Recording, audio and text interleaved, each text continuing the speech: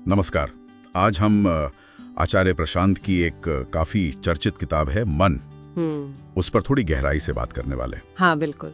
हमारे पास इस किताब के जो मुख्य विचार हैं उनका एक सार है और इरादा यही है कि इसके जरिए मन की जो उलझने हैं, सच्ची आजादी और खुद को जानना मतलब आत्मबोध, उसे समझने की कोशिश करें। और ये देखना दिलचस्प है कि ये किताब मतलब सिर्फ कोई साइंटिफिक या साइकोलॉजिकल विश्लेषण नहीं है मन का। हाँ, स्रोत बताते हैं कि ये असल जिंदगी में काम आने वाला एक तरह से आध्यात्मिक गाइड जैसा है। अच्छा, तो देखते हैं कि मन के बारे में ये क्या खास नजरिया पेश करती है। बिल्कुल। तो सबसे पहली और मुझे लगता है सबसे शायद चौंकाने वाली बात जो किताब सामने रखती है वो ये है कि जिसे हम मैं समझते हैं, हमारे विचार, हमारी भावनाएं, यादें, वो असल में हम नहीं हैं। अच्छा। हाँ, बल्कि हमारे एक औजार है, एक टूल। और सारी गड़बड़ मतलब सारी दिक्कत तब शुरू होती है जब हम इस औजार को ही अपना मालिक मान बैठते हैं। सही कहा। ये सोचना ही अपने आप में काफी अलग है ना। बिल्कुल। और इसी नुक्ते पर, इसी पॉइंट पर किताब की पूरी बुनियाद टिकी है। प्रॉब्लम इस औजार यानी मन से नहीं है, बल्कि इसके साथ जो हमारी गहरी पहचान जुड़ गई है उससे है। जब हम अपने विचारों को, अपनी भावनाओं को मैं समझने लगते हैं, हाँ। तभी दुख की शुरुआत होती है। इसीलिए किताब का मकसद कोई खास तकनीक सिखाना नहीं है। अच्छा। बल्कि पाठक को बिल्कुल सीधे अपने ही मन की चालों, उसके बनाए हुए भ्रमों और इच्छाओं की जाल से आमने सामने कराना है, रूबरू करवाना। हाँ, रूबरू कराना है। और इसी को आत्म साक्षात्कार की ओर पहला कदम कहा गया है। अच्छा, तो ये जो पहचान है ये इतनी मजबूत क्यों हो जाती है?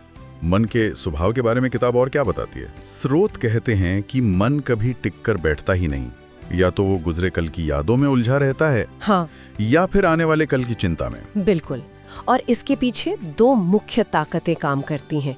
एक है आकांक्षा, मतलब कुछ पाने की चाहत, हाँ, इच्छा। और दूसरी है डर, कुछ खोने का भय। अच्छा। यही दोनों मिलकर मन को लगातार दौड़ाते रहते हैं। जैसे वो होता है ना, हम किसी से मिलते हैं और फौरन ही उसके बारे में एक राय बना लेते हैं। हाँ बिल्कुल, झट से। ये मन की इसी अधूरी जानकारी और अपनी इच्छाओं, डरों के आधार पर फैसला लेने की आदत का ही एक उदाहरण है। तो अगर मन ऐसा ही है, बेचैन, भटकता हुआ, इच्छाओं और डर से चलता हुआ, तो फिर समाधान क्या है?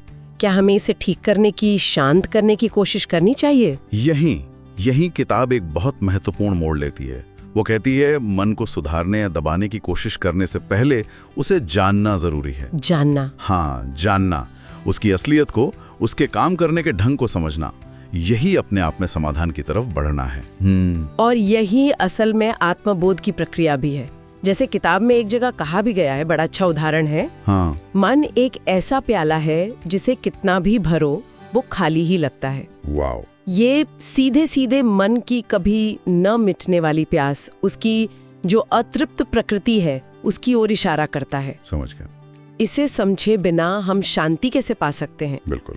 तो ये जानना कैसे संभव होगा, मतलब इसके लिए किताब क्या रास्ता सुझाती है? लेखक दो शब्दों पर बहुत जोर देती हैं, ध्यान यानी ऑब्जर्वेशन और जागरूकता यानी अवेयरनेस। ध्यान और जागरूकता। हाँ, लेकिन यहाँ ध्यान का मतलब सिर्फ वो आंखें बंद करके बैठ जाना नहीं है। अच्छा। इसका मतलब है हर पल अपने अंदर और अपने आसपास जो कुछ भी हो रहा है उसे बिना किसी लाग लपेट के, बिना कोई फैसला सुनाए बस देखना। हाँ, जैसे कोई तटस्थ गवाह हो, अपने विचारों को, अपनी भावनाओं को, अपनी शारीरिक संवेदनाओं को बस आते जाते देखना, उनमें उलझे बिना।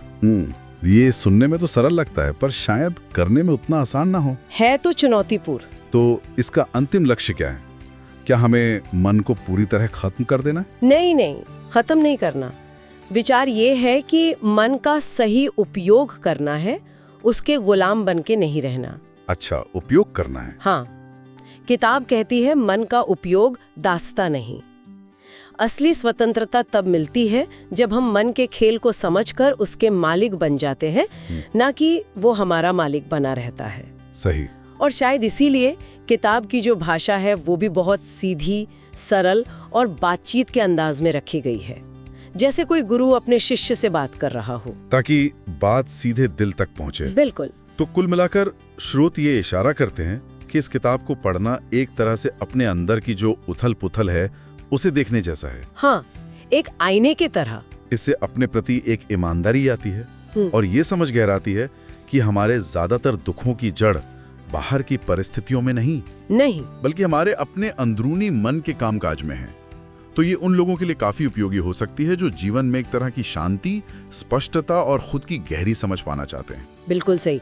सार यही है कि ये किताब एक आईने की तरह काम करती है, जिसमें पाठक अपने असली स्वरूप की एक झलक पा सकता है। ये नुस्खे या क्या करना चाहिए बताने के बजाय एक बुनियादी सवाल पूछती है, तुम असल में हो कौन?